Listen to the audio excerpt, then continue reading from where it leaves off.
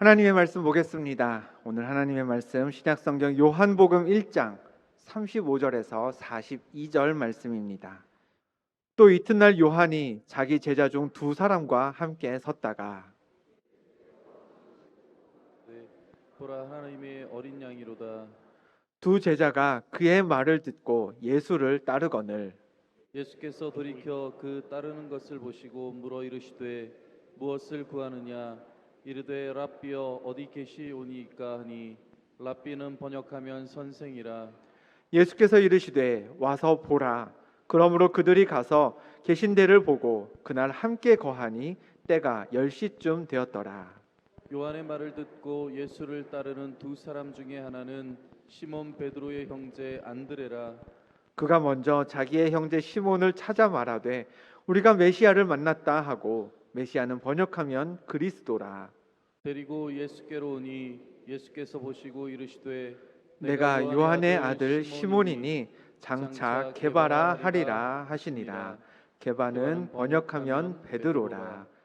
날씨가 좋은 날에도 이 저녁 예배 시간을 지키신다면 정말 하나님께 칭찬받는 성도겠습니다만, 더더욱 비가 오는 저녁이 오셨다면 하나님께서 극진히 칭찬하실 그런 하나님의 자녀인 줄로 믿습니다. 아멘. 평상시 저녁 예배 이 자리를 지키신다 해도 참 귀한 예배자이시지만, 내일이 쉬는 날인데도 여전히 이 자리를 지키신다면 더 귀한 예배자인 줄로 믿습니다. 아멘. 비도 오고 내일 쉬어서 놀러 가는 분도 많다고 하는데, 이 자리 예배하는 자리에서 만나게 되어 진심으로 반갑습니다. 우리 옆에 분들과 인사하겠습니다. 잘 오셨습니다. 은혜 받읍시다. 인사 나누겠습니다. 제 이름은 안원섭입니다. 네. 우스운 내용이 아닌데 왜 웃으실까요? 네. 누군가에게 통성명을 할 때 제가 이름에서 유독 강조하는 글자는 섭자입니다. 그저께였나요? 이제 저희 교회 어떤 장로님이 찾아오셔서 저와 이제 감독님 그리고 찾아오신 장로님 이렇게 세 분이 이야기를 나누다가 이제 제가 연락처를 장로님과 교환할 일이 있었습니다. 저는 안원섭 목사입니다 했더니 그분이 또 알아들으시더라고요. 그래서 안원섭이라고 이렇게 쓰시고 계시는 것 같은데, 감독님께서 굳이 섭섭하다 할 때 섭자라고 그렇게 강조를 해주시더라고요. 근데 저는 굉장히 많이 들었습니다. 또 딱히 생각해 보면 섭섭하다 외에는 그 섭자를 이제 들어가는 단어가 딱히 생각나는 것도 없고요. 그래서 섭섭하다 할 때 섭자라고 이렇게 말씀하시는 분들을 많이 들었고, 저도 그렇게 얘기하곤 합니다. 근데 사실 제가 이름에서 여러분들도 그렇겠습니다만, 누군가를 만날 때 누군가의 이름에 섭자가 들어있는 것보다는요, 더 애정이 가는 분들은 같은 성을 가진 분들입니다. 제 성 안씨는 정말 드문 성은 아니지만 그렇다고 김씨, 이씨 같은 되게 흔한 성도 아니죠. 그래서 어려서 학교에 다닐 때에는 같은 반에 안씨는 그냥 저 혼자일 때가 많았고요. 어쩌다 한 친구가 더 있는 정도였습니다. 그런 성을 가졌다 보니 같은 성을 가진 사람을 보면 늘 왠지 모를 반가움이 있었습니다. 그러다가 어느 해인가 제가 살던 아파트 단지의 상가에 교회가 생겼는데요. 교회 간판만 딱 봐도 저 교회는 목사님이 안씨인가 보다 싶더라고요. 왜 가게 상호들 중에요, 그런 경우 있습니다. 그 사장, 주인의 이름이 간판에 들어가는 경우죠. 아무개 공인중개사 사무소, 아무개 치과, 아무개 소아과, 이런 특히 병원이 많더라고요, 요새는. 그런 식으로 이제 운영하는 사람의 이름이 간판에 있는 것 들어가는 경우가 있다는 걸 어렸을 때도 저도 알았기 때문에 그 교회 간판을 보고 저 교회는 담임 목사님의 이름을 따서 교회 이름을 줬나 보다 했습니다. 궁금하시죠? 그 교회 이름은 안디옥 교회였습니다. 네. 목사님이 안씨고 이름이 디옥, 여자분이신가? 여자 목사님이신가 하면서 안디옥 교회를 보면서 저는 그런 생각을 했습니다. 요 얘기를 듣고선 그런가 보다 하시면 안 됩니다. 안디옥은요, 사람 이름이 아니라 성경에 나오는 도시 이름입니다. 예수님의 제자 중에도요, 어려서부터 제가 호감을 가졌던 인물은 잘 알려진 베드로나 요한이 아니었습니다. 슬슬 감이 오시죠? 네. 성은 안, 이름은 드레. 안드레라는 제자가 왠지 모르게 저는 호감이 가고 친근함이 느껴졌습니다. 안씨 아닙니다. 네. 오늘 본문은 예수님의 제자 안드레가 성경에 처음 등장하는 장면입니다. 본문 35절과 36절을 읽겠습니다. 또 이튿날 요한이 자기 제자 중 두 사람과 함께 섰다가 예수께서 거니심을 보고 말하되 보라 하나님의 어린 양이로다. 아멘. 여기서 요한은 세례 요한을 가리킵니다. 오늘 우리 시온 찬양대가 찬양해 주셨죠. 구약 시대부터 하나님이 이사야 선지자를 통해서 주의 길을 예비하는 목소리가 있을 것이라고 말씀하셨는데요. 예언토록 하셨는데요. 그 주인공 세례 요한이 오늘 말씀에 등장하는 요한입니다. 세례 요한이요, 예수님을 만났습니다. 만나서는 예수님을 향해 저분이 모든 사람의 죄를 대신 지실 하나님의 어린 양이다 라고 선언했습니다. 이어지는 구절은 이렇습니다. 두 제자가 그의 말을 듣고 예수를 따르거늘. 세례 요한은요, 늘 자신은 중요한 인물이 아니라고 그렇게 밝혔죠. 자기보다 뒤에 오실 이, 곧 예수님이 진짜 주인공이라고 사람들에게 늘상 그렇게 가르쳤습니다. 그랬던 세례 요한이 주인공이 되실 분, 예수님을 만나서 자 보십시오, 이분이 하나님의 어린 양입니다 라고 하자 요한을 그때까지 따르던 제자들 중에 두 사람이 갑자기 예수님을 따르기 시작했다고 전하고 있습니다. 그 두 명이 누구였을까요? 본문 40절을 보겠습니다. 요한의 말을 듣고 예수를 따르는 두 사람 중에 하나는 시몬 베드로의 형제 안드레라. 둘 중에 한 명은 모릅니다. 누군지 성경에 기록되어 있지는 않은데요. 그러나 나머지 한 명은 확실히 알 수 있습니다. 누구죠? 안드레입니다. 그런데 성경은 그 안드레를 가리켜서 시몬 베드로의 형제 안드레라고 설명하고 있죠. 누가복음 6장을 보면요, 시몬과 그의 동생 안드레라는 표현이 나옵니다. 즉 시몬, 베드로 그리고 안드레 두 사람은 형제인데 그 중에 시몬 베드로가 형이고 안드레가 동생이었다라고 할 수 있는 거죠. 뒤이은 오늘 본문에는 두 형제 사이의 일화가 기록되어 있습니다. 41절과 42절 우리 같이 한번 읽어봅니다. 시작. 그가 먼저 자기의 형제 우리가 메시아를 만났다 하고 메시아는 번역하면 그리스도라 데리고 예수께로 오니. 아멘. 앞서 살핀 대로요, 세례 요한을 따르던 동생 안드레는 형보다 먼저 예수님을 만났습니다. 그리고 자기만 예수님을 따르는 것으로 그치지 않았고요, 형 베드로를 예수님께 데리고 갔습니다. 정리하면 안드레는 이런 사람이었습니다. 첫째, 예수님을 만나기 전에는 누구의 제자였죠? 세례 요한의 제자였습니다. 두 번째, 베드로와는 형제 사이였고요. 세 번째, 베드로를 예수님께 인도한 인물이었습니다. 이상한 점은요, 안드레는 베드로보다 먼저 예수님을 만났으면서 그런데 어떠신가요? 베드로만큼 임팩트 있는 제자는 아니었던 듯 합니다. 성경에 베드로가 했던 말, 베드로가 했던 일들은 그래도 우리가 몇 가지쯤은 쉽게 떠올리고 이야기할 수 있지만 안드레가 예수님의 제자로 뭘 했나 생각해 보면 딱히 떠오르는 게 없습니다. 그럼 정말 안드레는 예수님의 그 12제자들 사이에서 역할이 분명치 않았던, 한계 별로 없었던 유명무실한 제자였을까? 오늘 한번 같이 살펴보죠. 요한복음 12장을 보면 재미있는 장면이 등장합니다. 때는 유대의 명절 유월절이었습니다. 풍습에 따라서 예루살렘 성전을 방문하기 위해 전국 유대 각지에서 수많은 사람들이 몰려들었습니다. 그 중에는 헬라라고 하죠.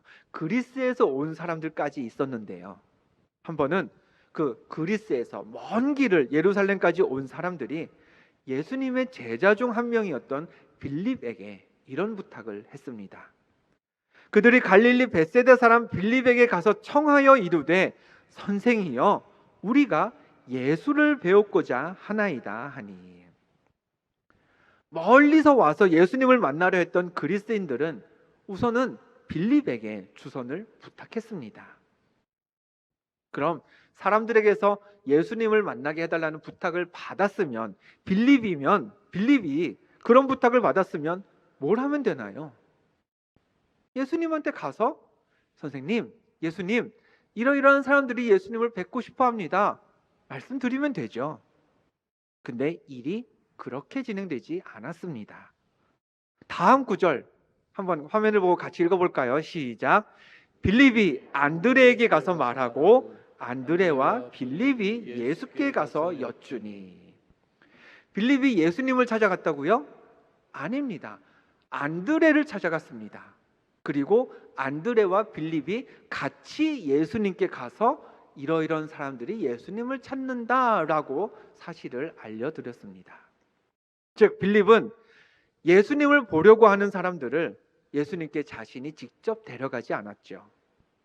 예수님을 뵙고 싶어하는 사람들이 있다라는 사실을 안드레에게 전달했고요. 안드레가 예수님에게 가서 말했습니다.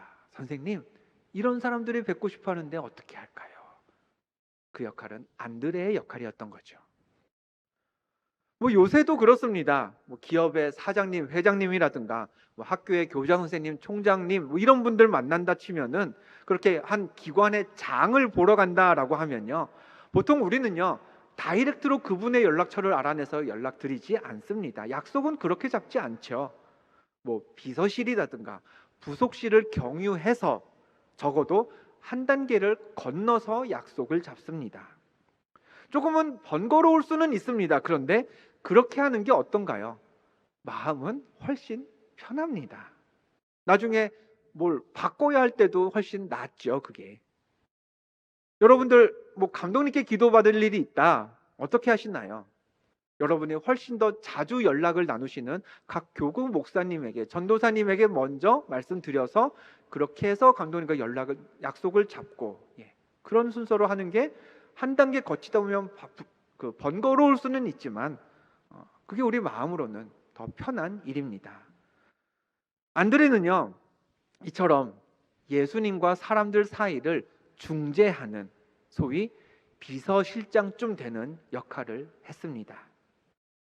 물론 예수님은요 길을 가다가도 예수님을 찾는 병자들이 소리내서 찾으면 현장에서 바로 만나고 고쳐주기도 하셨습니다만, 누군가 좀 더 예를 갖춰서 예수님을 찾아온다면 사람들은 안드레를 통해서 예수님을 만났던 거죠. 안드레의 역할은 이게 끝이 아니었습니다. 오병이어의 기적이 있던 때를 한번 살펴볼까요? 어땠나요? 그때 사람들이 말씀을 듣기 위해 어마어마하게 많이 모였습니다. 예수님은 그 사람들을 향해서 열심히 말씀을 전하셨습니다. 식사 때가 되었죠. 먹을 게 없었습니다. 그때 한 아이가 빵 5개, 생선 2마리를 가지고 나타났습니다. 아이가 직접 예수님께 먹을 걸 가져온 건 아니었습니다. 요한복음 6장의 말씀을 한번 같이 읽어볼까요? 시작. 제자 중 하나 곧 시몬 베드로의 형제 안드레가 예수께 여짜오되 여기 한 아이가 있어 보리떡 5개와 물고기 2마리를 가지고 있나이다. 먹을 것을 준비해 온 건 이름 모를 한 아이였습니다. 근데 그걸 예수님에게 가져다 드린 건 안드레였습니다. 즉 안드레는요 그 자신이 대단한 일을 하진 않았습니다. 베드로처럼 믿음으로 훌륭한 믿음의 고백을 했거나 아니면 칭찬받을 만한 행적을 남긴 게 성경에 기록되어 있진 않습니다. 아마도 제자들 사이에서도 눈에 띄는 제자는 아니었겠죠. 그러나 사람들은요 예수님을 만나야 할 때 안드레를 먼저 찾았습니다. 그만큼 사람들과 관계가 좋았을 것이고 누구를 만나도 사람을 편안하게 해주는 성품이었을 겁니다. 예수님도 어땠을까요? 안드레를 신뢰했겠지요. 만약에 예수님이 안드레를 별로라고 생각했다면 사람들이 예수님을 소개받아야 할 때 굳이 안드레를 찾지 않았을 겁니다. 다른 신뢰받고 있는 다른 제자를 더 찾았겠죠. 안드레는 예수님과 사람들 사이에서 연결다리가 되어 주었습니다. 심지어 베드로를 예수님께 소개한 것도 누구였나요? 안드레였습니다. 오병이어 기적의 출발이 되는 빵과 물고기도요, 안드레를 통해 예수님에게 전달되었습니다. 사진을 하나 보여드릴 텐데요. 이 사람 아마 한 번쯤은 들어보셨으리라 여겨집니다. 19세기 미국의 유명한 설교가이자 부흥사인 드와이트 무디입니다. 소위 100만 명을 전도한 부흥사라는 별명을 갖고 계신 분이죠. 신앙을 가진 가정에서 태어나지 않았기에 무디는 부모의 영향으로 자연스럽게 신앙생활을 시작한 케이스는 아니었습니다. 미국 매사추세츠주 노스필드라는 곳에서 태어난 무디는 17살에 일자리를 구하려는 목적으로 대도시죠, 보스턴으로 이주했습니다. 이사를 해서 와서는 보스턴에서 삼촌이 운영하고 있던 신발 가게에 취직을 했는데요. 당시 삼촌의 요구사항 중에 하나가 이거였답니다. 우리 가게에서 일하는 동안 가까운 교회에 매주일 출석할 것. 그래야 일을 시켜준다라는 거였습니다. 그렇게 해서 교회에 출석하기는 시작했지만 무디는 아직 예수 그리스도를 인격적으로 만나거나 영접하지는 못했고요. 심지어 그 교회에서도 무디를 정식 성도로는 받아주지 않았다고 합니다. 1년이 지나서 무디가 18살 되던 해였습니다. 여느 때처럼 무디가 신발 가게에서 일하고 있을 때 교회 학교 선생님이 가게를 찾아왔습니다. 신발 가게 한켠에 앉아 대화를 나누면서요, 선생님은 하나님이 얼마나 무디를 사랑하는지 전해주었고요. 그때 무디는 예수를 구세주로 영접하고 고백하게 되었습니다. 무디의 회고록에 따르면 부흥사로서 무디의 모든 경력은 그날부터 시작되었습니다. 교회만 다니던, 등록도 내지 않고 그냥 예배만 가서 참여하던 한 학생으로 하여금 100만 명에게 성령의 불을 붙일 그 부흥사의 길로 들어서게 했던 주일학교 선생님, 그분이 누구냐? 사진으로 보고 계신 에드워드 킴벌이라는 분입니다. 조금 더 선명하고 잘 나온 사진이 없을까 하고 이리저리 찾아봤습니다만 워낙 오래전 분이기도 하고요. 잘 알려지지 않은 분이어서 그런지 자료가 이것 외에는 없더군요. 그러나 무디만큼 알려지지는 않았지만 생각해 보십시오. 이 선생님이 없었다면 부흥사 무디가 있었을까요? 세상에는요, 무디처럼 쓰임받는 사람이 있습니다. 100만 명을 전도하는 사명을 가지고 그 사명을 정말 멋지게 감당하는 사람들이 있습니다. 반면에 무디처럼 알려지지는 않았지만, 그래서 사진도 잘 찾기 어렵지만 무디를 전도했던 에드워드 킴벌 선생님처럼 100만 명을 전도할 사람을 전도한 사람도 있습니다. 이런 하나님의 역사를 보면 생각나는 말씀이 있죠. 우리가 알거니와 하나님을 사랑하는 자, 곧 그의 뜻대로 부르심을 입은 자들에게는 모든 것이 합력하여 선을 이루느니라. 100만 명을 전도한 사람도, 또 100만 명을 전도할 한 사람을 전도한 사람도 똑같이 하나님께 부름받은 사람입니다. 그 부르심 안에서 합력해서 힘을 합쳐서 선을 이루어가고 있는 다 같은 하나님의 사명자인 것이죠. 몇 년째 저는 청년들과 예배를 함께 하고 있습니다. 청년부를 담당하면서 여러분들이 대신방을 할 때 청년들도 한 사람 한 사람 신방을 합니다. 그때 이런 고민을 저에게 털어놓는 청년들이 있습니다. 목사님, 저는요, 크게 쓰임 받고 싶습니다. 세상에 영향력을 끼치는 일을 하고 싶습니다. 근데 기회가 잘 안 생깁니다. 자꾸 그냥 별 볼 일 없어 보이는, 자질구레해 보이는 그런 일들만 저가 하게 됩니다. 그럴 수 있겠죠. 세상을 향해 큰 포부를 가진 20대 젊은이들이라면 얼마든지 커 보이는 일을 하고 싶은 욕심 있을 겁니다. 우리라고 다를까요? 나랑 똑같이 예배하고 나랑 똑같이 말씀 듣는데 유독 그 사람만 100만 명을 전도하는 무디처럼 일한다면, 또 나랑 같이 학교 다녔고 나랑 같이 직장 생활했는데 신기하게 그 사람만 베드로처럼 반석이라고 칭찬받는다면, 그러면서 걷지 못하는 사람도 막 일으키고 능력을 행한다면, 그런 특별한 사람 곁에 있는 나라는 존재는 상대적으로 열등하게 느껴지고 또 못나게 느껴질 수 있습니다. 그런데요, 이걸 한번 생각해 보겠습니다. 하나님이 쓰시는 세면대, 세수하는 그 세면대가 있다고 한번 생각해 볼까요? 면적도 큽니다. 물을 한가득 모을 수 있습니다. 보기에도 하얗고 깨끗하고 좋아 보이죠. 누가 봐도 보기 좋고 또 없어서는 안 될, 꼭 있어야 하는 도구입니다. 그런데요, 아무리 세면대가 크고 화려해서 깨끗한 물을 많이 담아둘 수 있다고 해도요, 수전이 없으면, 수도꼭지가 없으면요, 아무 쓸모가 없습니다.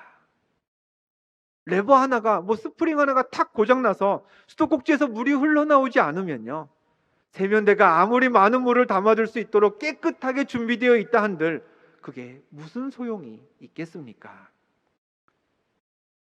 100만 명을 전도했던 사람이 무디라면 그 100만 명을 전도할 수 있는 무디가 예수를 그리스도로 영접하고 고백할 수 있도록 무디를 예수님께로 인도한 수도꼭지는 킴벌 선생님이었습니다. 반석이라 칭함받고 초대교회의 위대한 일들을 일으킨 제자가, 사도가 베드로였다면 그 베드로를 예수님께로 인도했던 형제는 안드레였습니다. 안드레는 수도꼭지였던 거죠. 베드로가 하나님 나라라는 그릇에 많은 영혼들을 채워 넣을 수 있도록 베드로를 하나님께로 소개한 사람이 수도꼭지 안드레였던 것입니다. 세상에는 커 보이는 일과 작아 보이는 일이 있습니다. 몇 천억짜리 계약이 있다면요, 몇 백만 원짜리 계약도 있는 법이죠. 그런데 하나님 나라에는요, 큰 일과 작은 일은 없습니다. 큰 세면대와 쪼르륵 쪼르륵 물을 흘려보내는 그 수도꼭지가 합쳐져야, 그래야 제대로 기능하는 한 세트가 되어서 역할을 해낼 수 있듯이, 하나님 나라는요, 커 보이는 일과 작아 보이는 일이 모두 다 잘 이루어져야 그게 하나님 나라의 온전한 일이 될 수 있습니다. 여러분이 하나님께 받으신 사명은 무엇입니까? 그동안 여러분이 즐겨 했던 일은, 또 지금 나한테 주어져서 내가 해나가고 있는 직분은 많은 사람에게 영향을 미치는 일입니까? 아니면 아무리 열심히 해도 잘 티나지 않는 그런 일입니까? 욕심 내시길 바랍니다. 나는 꼭 큰 일을 할 거야 라는 욕심 말고요, 성도는 무슨 일이 맡겨지더라도 난 잘 해내야지 라는 욕심을 낼 수 있어야 합니다. 하나님이 나를 베드로로 쓰신다면 베드로답게 일할 거야. 큰 무리들 앞에서 나사렛 예수의 이름으로 일어나 걸어라 라고 명해야지 라는 각오도 하시고요. 하나님이 나를 안드레로 쓰신다면 안드레처럼 복의 통로가 되어서 한 사람 한 사람 예수님께 인도하는 사명을 내게 주신다면 그 사람들이 100만 명을 전도하고 교회를 일으키는 일꾼이 되도록 여러분이 축복의 통로의 역할 감당하실 수 있어야 합니다. 맡겨지는 일의 종류와 크기에 욕심을 냈다가 그 욕심이 잘못되어 실망하지 마시고, 떠들썩하게 섬기든 아니면 조용히 섬기든 다 드러나는 자리에서 일하게 되든 아니면 티나지 않게 일하게 되든 또 100만 명을 상대하든 아니면 한 사람만 상대하게 되든 어찌 되었던 무슨 자리에서 어떤 일을 하게 되었건 예수 그리스도를 전하고 하나님 나라를 드러내는 일에 어떤 자리에서도 어떤 모양새로든 쓰임받는 하나님의 일꾼이 다 되시기를 주님의 이름으로 축원합니다. 기도하겠습니다.